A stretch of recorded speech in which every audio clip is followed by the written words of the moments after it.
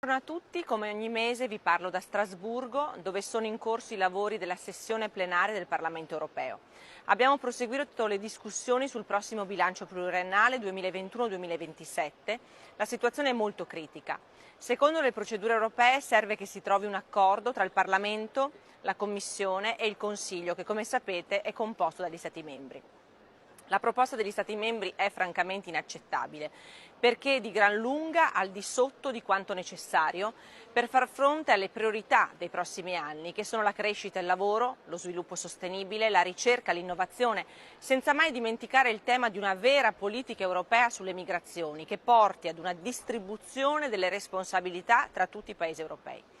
È troppo facile incolpare l'Europa di tutto ciò che non funziona, trasformandola nel capro espiatorio perfetto, senza dotarla degli strumenti e risorse necessarie per raggiungere gli obiettivi che tutti gli europei aspettano di raggiungere. Come Parlamento daremo battaglia. Inoltre, grazie all'impegno della collega Pina Picerno e del gruppo dei Socialisti e Democratici, abbiamo approvato questa mattina una risoluzione affinché vengano inserite nella strategia sull'uguaglianza di genere, che verrà presentata a marzo, azioni per porre fine alle mutilazioni genitali femminili, che sono una grave violazione dei diritti umani. Secondo l'Organizzazione Mondiale della Sanità, almeno 200 milioni di donne e ragazze in tutto il mondo ne sono vittima e in Europa si stima che circa 600.000 donne vivano patendo le conseguenze delle mutilazioni per tutta la vita.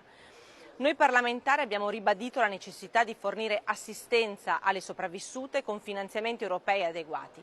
Questo dibattito è stato inoltre occasione importante per esortare gli Stati membri, che non l'hanno ancora fatto, a ratificare con urgenza la Convenzione di Istanbul e a sollecitare il Consiglio e la Commissione a garantire la sua piena integrazione nel quadro legislativo dell'Unione Europea, per garantire la protezione delle donne, il perseguimento dei trasgressori e un'adeguata prestazione di servizi in risposta alla pratica delle mutilazioni.